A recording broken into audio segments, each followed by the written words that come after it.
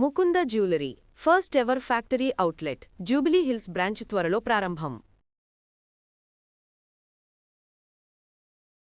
తాకట్టులో ఉన్న బంగారాన్ని విడిపించి ఆ రోజు ఆన్లైన్ రేటుకే మేము కొంటాం. Sharma gold company.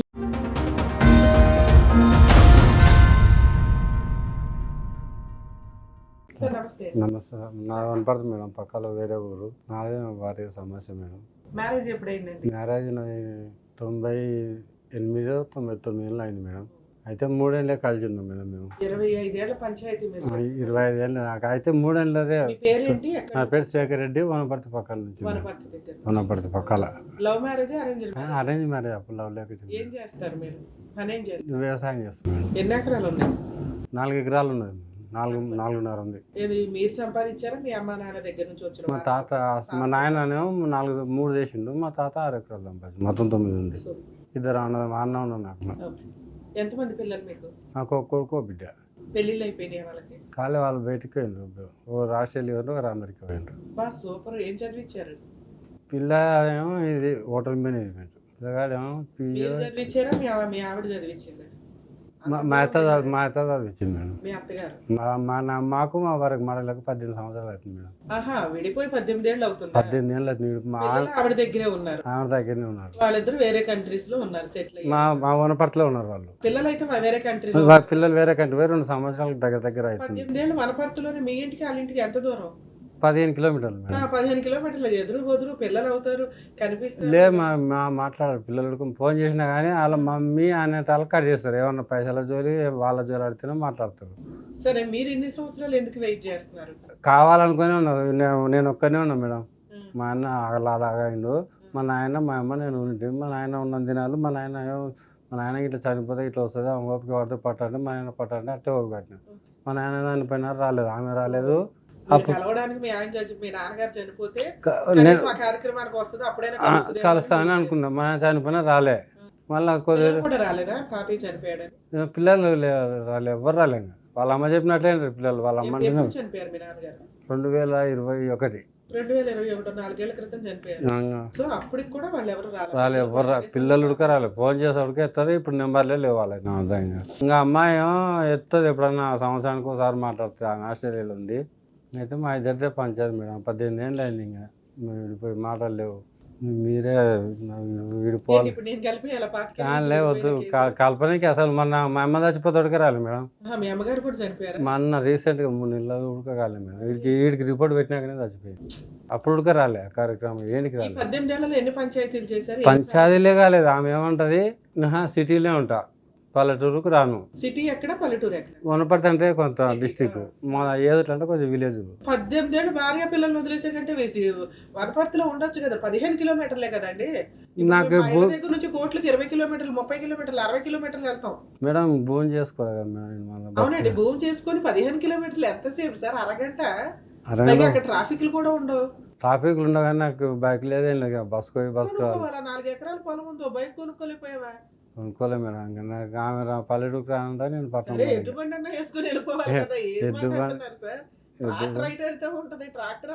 ట్రాక్టర్ లేదు, సైకిల్ ఉంది మేడం. అంతే. సైకిల్ మీద ఎంత ఆరోగ్యం తెలుసా?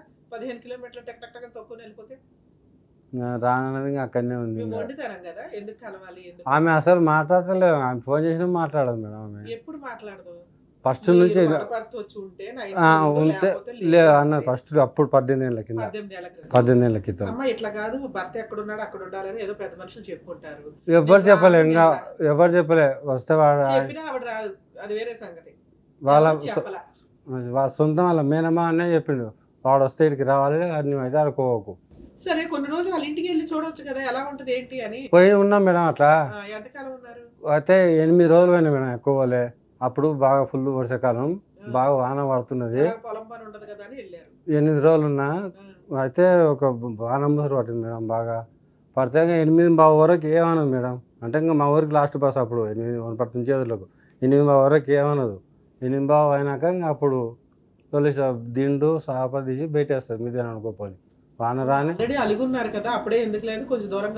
వాన రాని అది చలి పెట్టనేం కానీ వాన వస్తే ఇంకా దుప్పటి కప్పుకొని అట్టే 2 రోజులు అట్లే ఉన్నా. అట్టనన్నా కనకారం వస్తుందని 2 రోజులు ఏమో న్యూసెన్స్ చేసిందని పక్కింటి ఫోన్ చేయించి 100కు న్యూసెన్స్ కేసు పోలీసు వాళ్ళు తీసుకుపోయాను 2 రోజులు. మిమ్మల్ని ఇవన్నీ ఇవి మొత్తం 8 బావు దాటినాక చేపిస్తుంది ఈ పనులల్లో.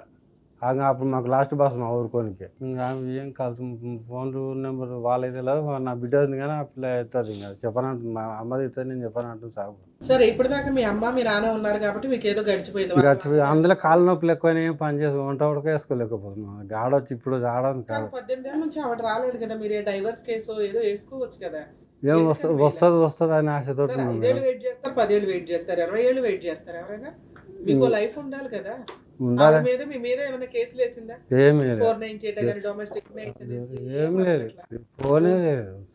ఉంటే ఉన్నాడు లేకపోతే లేదు అంతే. అనుకుంటారు. సరే మీరు మీ చుట్టాలు ఎవరినైనా చూసుకుని ఏదో ఇంట్లో వంటకి అట్లా పెట్టుకోవచ్చు కదా. మా చుట్టాల్లో అంత పూర్తి ఉన్నోళ్ళు ఎవరు లేరు. ఇప్పుడు వేరే పెళ్లి చేసుకునే ఉద్దేశం ఉందా? లేదు. మరి ఏం కావాలి ఇక్కడ దాకా ఎందుకు నాకు వచ్చారు? ఇద్దరు మ్యూచువల్ డైవర్స్ ఏం డైవర్స్ చేసుకుంటారు డ్రైవర్స్ తీసుకొని? ఇంకా వంట పని మనిషిని అని పెట్టుకుంటాం మేడం. నాకు ఏం షాప్ పెట్టుకుంటాను. మనిషిని పెట్టుకోవడానికి డ్రైవర్స్ ఎందుకు? అలాగే ఎవరైనా ఒక అమ్మాయిని మీకు తెలిసిన వాళ్ళు ఇంట్లో పెట్టుకుని వంట చేయించుకోండి. అట్లా ఉండని నేను అంటుంది. ఆమెను చూస్తేనే ఆడుకుంటాడు మేడం. మా ఊళ్ళో తెలుసుకోండి కావలిస్తే. ఏమంటది? ఆమె నోరికే ఆడుకుంటారు. మా మా అన్న అయితే అసలు గారు ఆమె వస్తుందంటే ఇంటికాడనే ఉన్నాడు. ఎవరికైనా పోతాడు. ఎప్పుడైనా గొడవలు జరిగినాయి ఇంటి దాకా వచ్చి మిమ్మల్ని కొట్టడం కానీ? అంటే ఒకసారి నేను కొట్టినా మేడం. అప్పుడు అంటే బిడ్డ ఇంకోటి మేడం, ఇది నేను మర్చిపోయినా. నా బిడ్డ పెళ్ళి అయింది. నాకు తెలియకుండా మాట్లాడుకున్నారు. సొంత చిన్న అడిగాను మిమ్మల్ని, మీ పిల్లల పెళ్లిళ్ళు అయినాయా అని. నా బిడ్డ పెళ్ళి మర్చిపోయినా. నా బిడ్డ పెళ్ళి అయింది ఇంత 4 ఏళ్ళ క్రితం. అయితే నాకు తెలియకుండా మాట్లాడుకున్నారు వాళ్ళే. ఆ సొంతం వాళ్ళ చిన్నమ్మ కొడుకు ఎన్నికే. పిల్లల చదువులకి నీకు సంబంధం లేదు, పిల్లల పెళ్లిళ్ళకి ఎందుకు పిలుస్తారు? 18 ఏళ్ళు అయిపోతే విడిపోయి. ఎంతకాలం అయింది మీ అమ్మాయి పెళ్ళి? 4 ఏళ్ళు అవుతుంది మేడం. 4 ఏళ్ళు అంటే మీ నాన్న చనిపోయే టైంలో.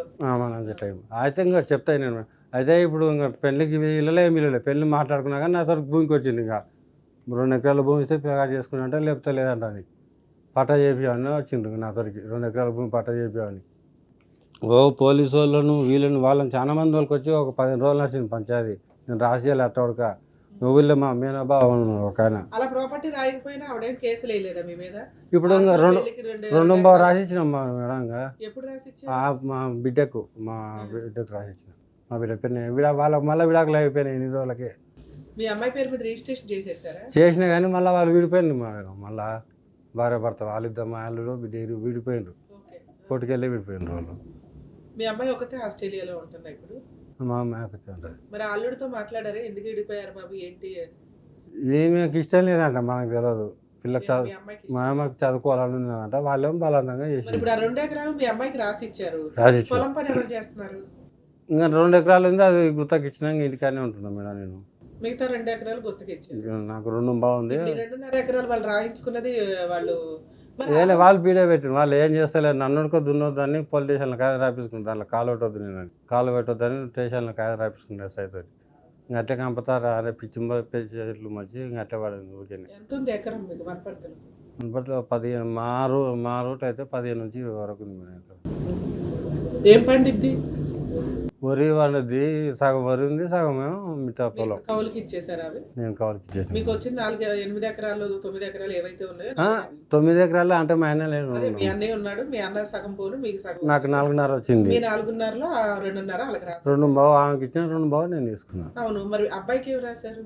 అబ్బాయికి ఏం రాయలే. ఇంకా ఎందుకని? ఇంకా వాళ్ళు అడగలే, నేను రాయలే. ఇంతవరకు మీరు మాట్లాడుకోవాలి కదా ఇవన్నీ. ఇప్పుడు ఈ 2 ఎకరాలతోటి 2.5 ఎకరాలతో అంటే మేము ఏదైనా ఇల్లు కొనుక్కోవచ్చు, ఎక్కడైనా సిటీలోకి వచ్చేసి ఏ ఆశ్రమాల్లోనే ఎక్కడో బతకొచ్చు. మీకేం వేరే పెళ్లి చేసుకునే ఉద్దేశం లేదు. అక్కడే ఉండడం వల్ల మీకేంటి? మీకేం లేదు కదా. ఇప్పుడు వాళ్ళు ఏమంటారంటే మేము ఆ భూమి అమ్ముకొని మేము నా కొడుకు వేసుకుంటాం, నీకెందుకు వెళ్ళంటది నా భార్య. మీరు చేసిన పని మిస్టేక్ అదే. 4 ఏళ్ల క్రితం వాళ్ళు అమ్మాయి పెళ్లి చేయాలి 2 ఎకరాలు రాయి అని పోలీస్ స్టేషన్ పంచాయతీలు ఇవన్నీ పెట్టినప్పుడు మీరు ఏం అడగాలి? నన్ను పెళ్లికి పిలుస్తున్నారా? పిలవట్లా. సంబంధం నాకు తెలుసా? తెలియదు. నాకు వచ్చిందే 4.5 ఎకరాలు. ఇది 3 భాగాలు చెయ్యాలి. ఎవరికి? కూతురికి ఒక వంతాడు, కొడుక్కి వంతాడు, నీకు వంతాడు. ఇవి చెయ్యాలి అంటే నాకు మ్యూచువల్ డైవర్స్ ఇవ్వు అని మీరు 2.5 ఎకరాలు ఇస్తున్నప్పుడే మ్యూచువల్ డైవర్స్. అప్పుడు డైవర్స్ అనుకోలేదు మేడం, వస్తుంది కదా అనుకున్నాను. 4 ఏళ్ల క్రితం డైవర్స్ అనుకోలేదు, ఇప్పుడు అనుకుంటున్నారా? ఇంకా అప్పుడు రాలేదు. ఇంకా ఆశ వదులుకున్నాం. ఇంకా కాళ్ళుడికి ఏమైనా అడుగుకున్నాం. ఇప్పుడు ఆశ వదులుకున్నాం. చాలా రోజులు ఆశ వదులుకొని వాళ్ళ ఇల్లుడు కదా ఫోన్ స్విచ్ ఆఫ్ పెట్టుకున్నది. ఫస్ట్ నేను ఇచ్చిన కోతలే సార్ కాల్చింది కానీ ఇప్పుడు కలుస్తలేదు. కాదు సార్, 4 years బ్యాక్ కూడా మీరు భార్యతో కలిసి ఉండాలన్నప్పుడు సరే వచ్చి కలిసి ఉండాలి, ఆ మాట కూడా అడగాలిగా. మీకు 2 ఎకరాలు మీకు ఇచ్చే ఉద్దేశం ఉంటే మీరు కొన్ని కండిషన్స్ పెట్టాలి. అప్పుడు నేను ఇయ్యేది అనుకున్నా మేడం. మా మేనబా ఇచ్చే ఉద్దేశం ఒక స్టేజ్ లేకుండా స్టేజ్ 15 రోజులు ఇవ్వకూడదని అనుకున్నారు, ఇంత ఇవ్వాల్సిన పరిస్థితి వచ్చింది. అప్పుడు కొత్త కండిషన్స్ పెట్టాలి కదా. నా భార్యను రమ్మనండి, పెళ్లికి నేను కన్యాదానం చేయాలి, ఇవన్నీ అడగాలి కదా. పెళ్లికి వెళ్ళారు, నన్నే పిలుస్తారు, ఇంకెవరు ఉండరు, నన్నే పిలుస్తారు అనుకున్నా. అయితే మా సడ్డకును వాళ్ళని పిలుచుకున్నారు, నాకు చెప్పలే ఇంకా అప్పటికి. పెళ్లికి వెళ్ళి అన్ని కార్యక్రమాలు తండ్రిగా చేశారు ఆడపిల్ల అంటే నాకు చెప్పలేరు వాళ్ళు. అంటే మా సడ్డకుడు మా మడతలు కూర్చున్నారు, నాకు తెలిసింది అన్నట్టు పలానా టైంకి లగ్గమని. నాకు వేరే వాళ్ళ బైక్ తీసుకొని 30 కిలోమీటర్ల దూరం ఉంటుంది మా ఊరికి వాళ్ళకి. నేను టైంకి పోయినా ఆడికి, లగ్గం టైంకు పోయి ఇంకా నిన్న కన్యాదానం అన్ని కార్యక్రమాలు చేసి ఎమ్మడే వెళ్ళి వచ్చిన. మళ్ళీ ఇంకా ఉండలే ఆడ. మీకు బట్టలు పెట్టారా? ఏం లేదు, ఇంకా తినన్నాడు కానీ వాళ్ళు, నేను తినలేవుడుక. మళ్ళీ ఇంకా కార్యక్రమాలు చేసి మళ్ళీ బైక్ తీసుకొని మీ అమ్మాయికి 2.5 ఎకరాలు ఇస్తే మీ అమ్మగారు చనిపోయినప్పుడు ఎందుకు రాలేదు 3 నెలల క్రితం? ఇంకా రాదంటే మరి నా ముఖం చూస్తేనే వాంతికి వస్తాడు. ఇంకా సాగు చెప్పి ఎవరన్నా ఉండే ఇట్లా ముఖం చూస్తే వాంతి వస్తుంది సార్. మీ అమ్మగారి కార్యక్రమానికి మైలు ఇవన్నీ ఉంటాయి కదా. మహిళ ఉడకబడతలేదు మరి, రేషన్ కార్డు లేదు, మహిళ లేదు, ఆధార్ కార్డు లేదు, పిల్లలకు కూడా ఆధార్ కార్డు తల్లి పేరే ఉంది, రేషన్ కార్డు వాళ్ళకే ఉంది. మా అమ్మ నేను ఉంటుంది. ఇప్పుడు మీరు వెక్స్ అయిపోయారు, ఇంక ఈ అమ్మాయితో నాకు పని లేదు, నాకు అవసరం లేదు, ఇంకా ఇంత దూరం వచ్చినాక ఇంకా అవుతుంది మేడం. డైవర్స్ కావాలి మ్యూచువల్ డైవర్స్. మీ ఆవిడతో మాట్లాడమంటారా? ఫోన్ నెంబర్ లేదు మేడం, అది వచ్చింది కష్టం. ఇక్కడికి ఎందుకు వచ్చారు సార్? అంటే వాళ్ళ మేనమ్మ ఉంది, ఆయనతో మాట్లాడితే ఏం చేస్తాడు? ఆవిడ కనుక్కొని అదే ఊరు మేడం. నిన్ను అడిగితే ఇచ్చిండు కానీ అది వేరే నెంబర్ ఇచ్చిండు. అదే ఊర్లో ఉంటాడు ఆయన, అంటే ఆయన ప్రిన్సిపాల్ ఆయన. సార్ ఇప్పుడు యాక్చువల్ గా మీరు విడిపోయి 18-19 ఏళ్ళు అవుతుంది. అవును, విడిపోయాము అని మీరు అనుకోవట్లా, ఆవిడ అనుకోవట్లా. అనుకోలే. ఎందుకంటే మీరు బయటికి చెప్పడానికి మీరు ఇద్దరు ఒక ఇంకోటి మేడం, నేను ఆ గ్రామ పంచాయతీ కన్నా బస్ స్టాండ్లో దేనికన్నా టైంపాస్ కూర్చొని పోతే మా పిల్లలు ఎట్లా అంటే ఆ ఊరి పిల్లలు చాలా అనుకుంటా వనపడుతూ పోతారు అన్న, దగ్గర ఉంది కాబట్టి అట్లా ఇట్లా. అయితే మీ భార్య ఆ హోటల్ కాడ కనిపించే, ఆ కాడ కనిపించే అంటే ఇంకా నా మనసు అయితే చచ్చిపోతుంది. ఎట్లా చదివించింది అంత చదువు? అత్తకు మామ లేడు నాకు. నేను పెళ్లి చేసుకున్నప్పుడే లేడు, చిన్నప్పుడే చచ్చిపోయాడు. అప్పుడు ఆయనకు 12 ఎకరాలు అమ్మింది ఆ కాలంలో. ఆ కాలంలో 3 లక్షలు వచ్చినాయి నా పెళ్ళినప్పుడే.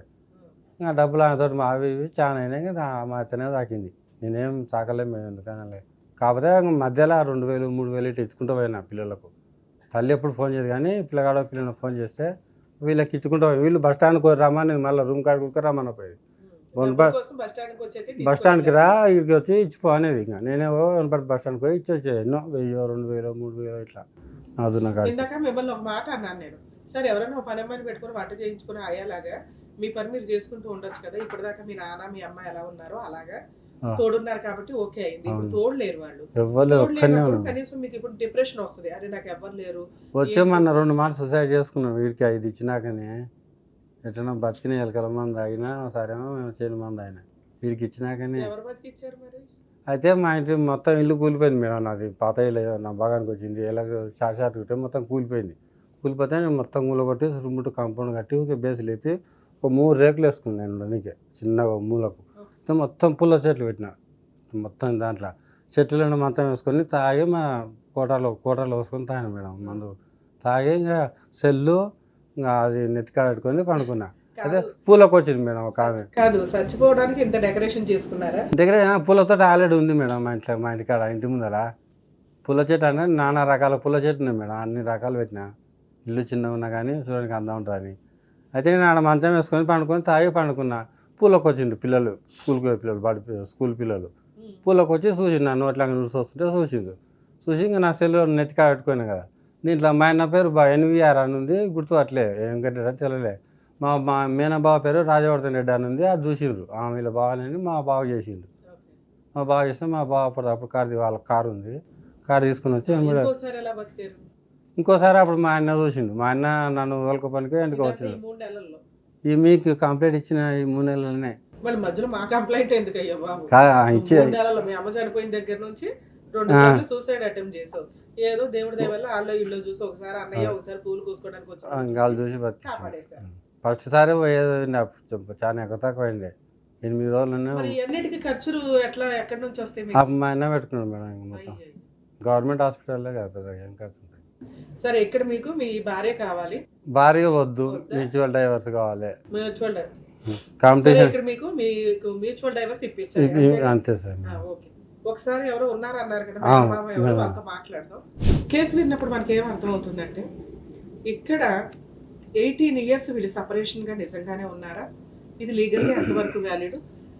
మీరు ఎవరైనా ఒక పని అమ్మాయిని పెట్టుకుని హ్యాపీగా బతికేయచ్చు కదా సార్, ఒక వంట చేయించుకొని ఆరోగ్యంగా ఉండొచ్చు, ఎందుకంటే మీ దగ్గర రూపాయి ఉంది, మిమ్మల్ని మీరు పోషించుకునే కెపాసిటీలో అయితే ఉన్నారు.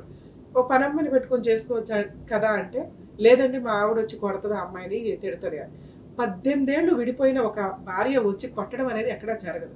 అంటే ఇప్పుడు ఈయన మాట్లాడిన విధానంలో మనకి ఏం అర్థమవుతుందంటే వీళ్ళు విడిపోల, ఒకే ఇంట్లో కలిసి ఉండడం అనేది జరగలేదు. ఎందుకు అంటే ఆవిడ, వాళ్ళ పిల్లలు, వాళ్ళ అమ్మ సింగిల్ మదర్, ఆల్రెడీ ఆస్తుంది, భర్త మీద ఆధారపడాల్సిన అవసరం లేదు. వస్తే మా ఇంట్లో ఎల్లరిక ఉండు, లేకపోతే దుబాయ్ అన్నారు. అలాంటి పొజిషన్లో విలేజెస్లో కొంత వెళ్ళి వాళ్ళ ఇంట్లో ఉండడం అనేది జరగదు. కాబట్టి ఈయనకి అమ్మా నాన్న ఉన్నారు, ఆ పొలం ఉంది, పొలం పని చేసుకుంటూ అమ్మా నాన్నతో పాటే అట్లా కూర్చుంటూ వచ్చాడు. ఇప్పుడు అప్పటిదాకా ఆయనకి ఇల్లు గడిచిపోయింది, అంటే అమ్మ ఉంది, అమ్మ వంట చేసింది, నాన్న ప్రొటెక్షన్గా ఉన్నాడు, జ్వరం వచ్చినా చూడడానికి ఒక వ్యక్తులు ఉన్నారు. వీళ్ళు డబ్బులు అవసరం వచ్చినప్పుడు ఫోన్లు చేస్తారు, ఈ నెల్లు 3000 2000 అని సెంటర్లో ఉండి ఇచ్చేయడం జరుగుతూ ఉంటుంది.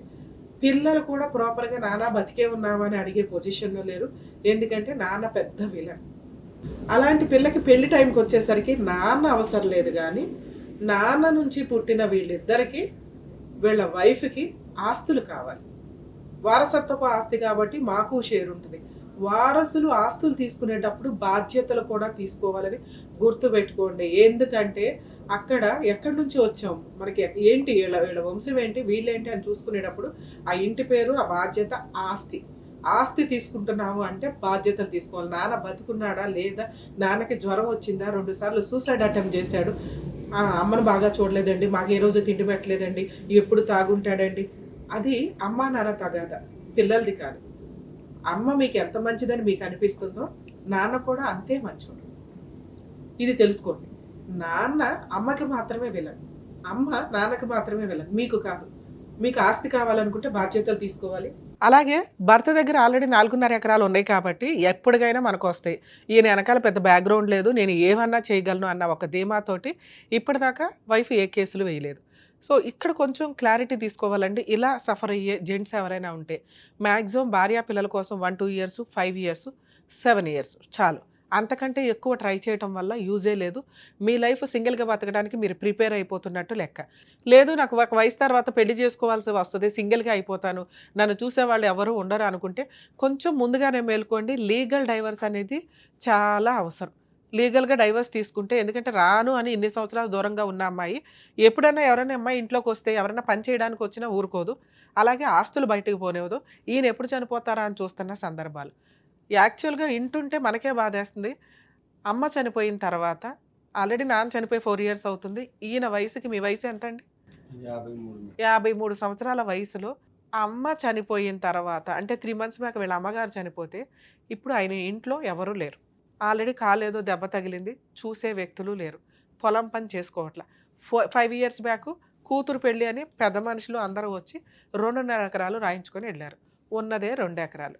ఈ 2 ఎకరాలు అమ్ముకొని ఎక్కడైనా బతకాలి అన్నా ఊరుకోరు, పని అమ్మాయిని పెట్టుకొని వంట చేయించుకోవాలన్నా ఊరుకోరు. అంటే మానవత్వాలు ఎక్కడి దాకా వెళ్ళిపోతున్నాయి ఏంటి, ఒక్కసారి ఆలోచించుకోండి.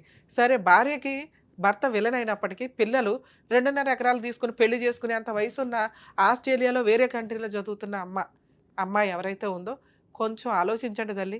తండ్రికి మీ అవసరం చాలా ఉంది ఇక్కడ. మీ అమ్మగారు రాకపోయినా కానీ ఒక్క ఫోన్లో నాన్న ఎలా ఉన్నారు ఏంటి, బతుకున్నాడా లేదా, ఇదైతే కనుక్కోండి అని నా రిక్వెస్ట్. ఆ కొడుకు కూడా ఇక్కడే ఉంటే కనుక ఒకవేళ కొంచెం ఆయన లేదా వేరే చోట ఉన్నారని చెప్పారు, వాళ్ళిద్దరూ కూడా పిల్లలు, కొడుకు కూతురు ఆస్తులు తీసుకున్నారు కాబట్టి, తీసుకోబోతున్నారు కాబట్టి ఆయన యోగక్షేమాలు కనుక్కునే బాధ్యత మీకుంది. ఇప్పటిదాకా మీరు ఆ పని చేయలేదు, ఏడవలేదు కాబట్టి ఇప్పుడు ఆయన లీగల్గా వెడితే ఆ 2.5 ఎకరాలు కూడా వెనక్కి ఎట్లా తీసుకోవాలో చెప్పాల్సి వస్తుంది. కాబట్టి ఆలోచించుకోండి. సార్ మీ విషయానికి వస్తే, ఏం సార్ మీకు బుద్ధే లేదా, ఇన్ని సంవత్సరాలు ఆగుతారా, మీకంటూ ఒక లైఫ్ ఉంటుంది కదా, ఆగాలి. మీ అమ్మే కానీ అరే నా వారసులు, నా పిల్లలు, మా కోడలు. మా అమ్మమ్మ పాలెల్లో మా భార్య వాళ్ళు అందరూ ఒకే చుట్టాలు, ఒకే పులిహార, అందుకని మిమ్మల్ని బయటికి వెళ్ళనివ్వలేదు, ఇంట్లో ఉంచేశారు. ఇప్పుడు మీరు ఒంటరి అయిపోయారుగా. కనీసం మీరు సూసైడ్ అటెంప్ట్స్ చేసినప్పుడు కూడా మీ పిల్లలు కానీ మీ వైఫ్ కానీ ఎవరు రాలా? పిల్లలు అంటే లేరు, వైఫ్ ఉన్నది కానీ రాలే, వాళ్ళ మేనమామ తోలిచ్చింది. ఇప్పుడు మీరు ఇక్కడ దాకా వచ్చారు, ఏ అడ్వకేట్ దగ్గరికన్నా వెళ్తే మీకు డైవర్స్ కేసు వేసేసేవాళ్ళు కదా, వెళ్ళాలి కదా, వెళ్తే మంచిదే ఏదిగా. సో ఎప్పుడో దాచుకున్న 1500తో ఇక్కడ దాకా రాగలిగారు. ఇప్పుడు మరి మీకు ఏమైనా జ్వరం వస్తుంది ఏంటి పరిస్థితి? మరి ఇల్లు కట్టారు, మొక్కలు వేసానండి అన్నారు, అవన్నీ డబ్బులు ఎక్కడే? అంటే ఆడో చెట్టు ఇడో చెట్టు తెచ్చి నాటుకున్నాయి. రేకుల షెడ్ ఏదో వేసాను అన్నారుగా. 3 రేకులు మేడం, 9 ఫీట్లు అంతే. ఏ పని చేయలేరా ఇప్పుడు మీరు? ఈ కాల్ చేయలేము మేము, ఇట్లా కూర్చొని పని చేయండి. సరే మిమ్మల్ని ఏదైనా ఆశ్రమంలో చేర్పించేస్తాం, చేరతారా? మీకు టైంకి ఫుడ్, డాక్టర్లు, ఫెసిలిటీ అన్నీ ఉంటాయి. టాబ్లెట్స్ ఆడ 200 సిస్టమ్. అయితే ఇంటికి వెళ్ళి వంట చేసుకొని హ్యాపీగా మీ పని మీరు చేసుకుని ₹1 సంపాదించుకోండి. మీకు డైవర్స్ ఎందుకు ఇప్పుడు? ఒకటి నేనేం అడిగా, మీకు విడాకులు ఎందుకు అండి, వేరే పెళ్లి చేసుకుంటారా అని అడిగా. అవును మేడం నేను వేరే పెళ్లి చేసుకుంటానంటే మనకు విడాకులు కావాలి. వేరే పెళ్లి చేసుకున్నప్పుడు విడాకులు ఎందుకు మనకి? నా పేరు ఉన్న భూమిని నమ్ముకునే తయారు చేస్తే షాప్ పెట్టుకున్నాను, ఇట్లా ఐరన్ షాప్. ఏంటిది? నా పేరు ఎంత ఉందో దాంట్లో మొత్తం కాకుండా ఇంత అమ్ముకొని షాప్ పెట్టుకున్నాం మా వాళ్ళు. బాగానే ఉంది, ఓకే. ఇప్పుడు ఎట్లా లెవెల్ షాప్. మీ వైఫ్ ఫోన్ నెంబర్ ఉందా మీ దగ్గర? లేదు, వాళ్ళ మా మేనమ్మ అదే ఊళ్ళో ఉంటారు. మీ వాళ్ళ మేనమామతో మాట్లాడితే పర్లేదా? ఆవిడికి చెప్తాడా? మాట్లాడు, వాళ్ళ మేనమామనే చెప్పు తీసుకొని కొట్టింది. మరి ఆయనతో మాట్లాడడం వల్ల ఉపయోగం ఏముంది? ఇస్తాడు కావాలిస్తే, వాళ్ళ అమ్మాయి ఉంది కదా మా అత్తది, నెంబర్ ఇస్తాడు. మేము అడిగి మీ మేనమామ దగ్గర నిన్ను అడిగితే నా వద్దున నెంబర్ ఇచ్చింది, కలర్ నెంబర్ ఇచ్చింది. నిన్ను అడిగితే మేము వాళ్ళ మేనమామకి ఫోన్ చేసి ఆవిడ నెంబరో మీ అత్తగారి నెంబరో అడిగి మేము తీసుకుంటే ఆయన ఇస్తే మేము తీసుకొని ఆవిడతో మాట్లాడాలా? నాకు తెలియదమ్మా ఆ నెంబరు. అంటే వాళ్ళ హాస్టల్లోనే పని చేస్తుంది మేడం, వంట చేస్తుంది హాస్టల్లో. ఆయన్నే చెప్పు తీసుకు కొట్టింది అన్నావు, వాళ్ళ హాస్టల్లో ఎందుకు పని చేస్తుంది? వాళ్ళ అక్క బిడ్డ కొట్టింది, అక్క ఆడనే పని చేస్తుంది, అక్క బిడ్డ కొట్టింది. ఇప్పుడు మీ ఆవిడ కూడా ఆయన దగ్గర పని చేస్తుందా? అవునయ్యా, నా దగ్గర నెంబర్ లేదమ్మా, వాళ్ళని అడిగి ఇవ్వండి అని నేను అనలేను కదా. మీ దగ్గర నెంబర్ ఉంటే ఇవ్వండి సార్ అంటాను. అట్లా అడిగితే వాళ్ళ కనీసం ఇస్తే సార్ మీ బ్రదరు సుమన్ టీవీకి వచ్చారు, నాకు డైవర్స్ ఇప్పించండి, నాకు రక్షణ కల్పించండి అని. మేడం చెప్పండి మేడం. నమస్కారం. నమస్తే అండి. ఇక్కడ స్టోరీ మాకేం తెలుస్తుందంటే వీళ్ళు విడిపోయే 18 ఏళ్ళు అవుతుంది. మీ నాన్నగారు చనిపోయారు ఒక 4-5 ఏళ్ల క్రితం, మీ అమ్మగారు చనిపోయారు ఒక 3 నెలల క్రితం. అతను అప్పటికే 2 సార్లు సూసైడ్ అటెంప్ట్ చేశారట. ఒకసారి పాపం మీరే కాపాడారంట. చాలా నిజంగా హ్యాట్స్ ఆఫ్ అండి. మీరుండే బిజీలో మీకు ఆల్రెడీ తమ్ముడు ఇక్కడ వెనక ఎవరు లేరు అనేది. అవును మేడం, ఇంకెవరు లేరు. ఏదంటే ఇంకెంత రిస్క్ అయినా కూడా నేనే చూస్తున్నాను ఇప్పటి వరకు అయితే. అదే ఉన్నంతలో మీరు ఫైనాన్షియల్ గా అంతంత మాత్రమే, అతను అంతంతే. అతను యాక్చువల్ గా ఇప్పుడు ఎవరిదో ఒక ప్రిన్సిపాల్ నెంబర్ ఇచ్చారు, అదేమో కలవలేదు మాకు. ఆయన కూడా ఏమంటాడు, ఇప్పుడు వైఫ్ నెంబర్ లేదు, మేమేమైనా డైరెక్ట్ గా మాట్లాడదామంటే మీకున్న ఆప్షన్ సార్. ఇప్పుడు ఇతనికి చెప్తుంటే మేడం నా దగ్గర డబ్బులు లేవండి, నేను అక్కడ ఇక్కడ డబ్బులు తీసుకొని ఇక్కడ దాకా రావడం అయింది, కోర్టుల దాకా నేను వెళ్ళలేను, నాకేమైనా మాట్లాడి సెటిల్మెంట్ చేయండి అంటే నెంబర్ ఏదైనా ఉంటే మేము మాట్లాడగలుగుతాం. ఆవిడని ఇక్కడ పిలిపించడమా లేకపోతే పెద్ద మనుషులు పంచాయతీ పెట్టించడమా, నేను మాట్లాడి ఏమన్నా సెటిల్ చేయడమా అని. నెంబర్లే లేవు ఇక్కడ సార్. అప్పుడు ఇప్పుడు అతనికి చెప్తున్నా అర్థం కాదు కాబట్టి, ఎందుకంటే డిప్రెషన్లో ఉన్నాడు, బాధలో ఉన్నాడు ఆయన. ఆస్తి ఏమో 2.5 ఎకరాలు 2.5 ఎకరాలు ఏదో పెళ్లి టైంలో రాయించుకుని వెళ్ళారట ఆడపిల్లకి.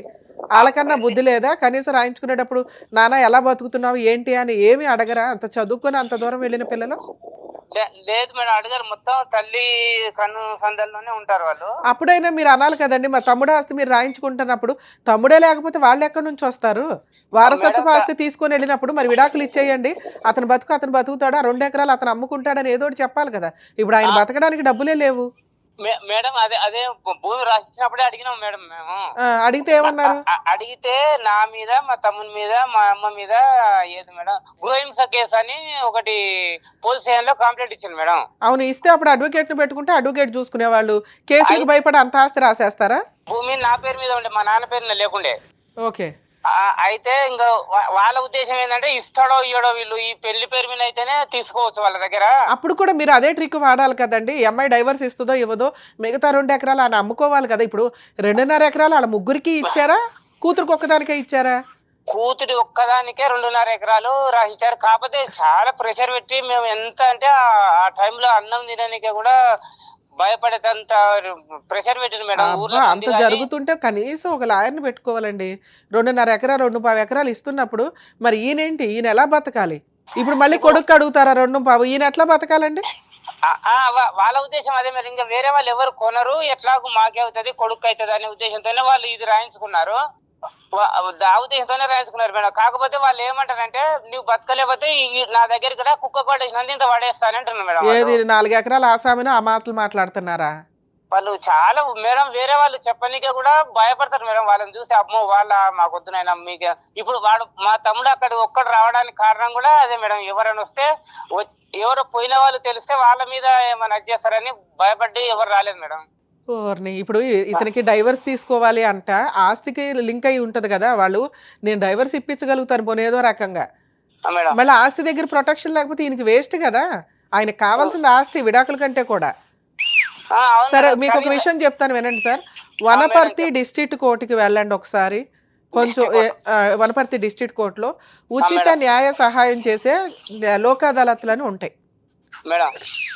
అక్కడికి వెళ్ళి ఇట్లా మేము సుమన్ టీవీకి వెళ్ళామండి, అడ్వకేట్ రమ్య గారు పంపించారు, ఇలా ఇతను 18 ఏళ్ల నుంచి ఇట్లా సఫర్ అవుతున్నాడు, ఈయనకున్న 4.5 ఎకరాలు ఇలా 2.5 ఎకరాలు బలవంతంగా రాయించుకున్నారు, ఇతను విడాకులు ఇప్పించి ఆ 2 ఎకరాలు అమ్ముకునేలాగా మాకు కేసు వేసి పెట్టండి అని అడగండి.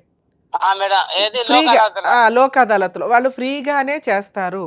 ఒకవేళ చెయ్యకపోతే కనీసం ఏదో ఒక చిన్న లాయర్ని అయితే పెట్టుకోండి. ఎందుకంటే ఆ 2 ఎకరాలు అమ్ముకోవడానికి కోర్టు పర్మిషన్ తీసుకోవచ్చు.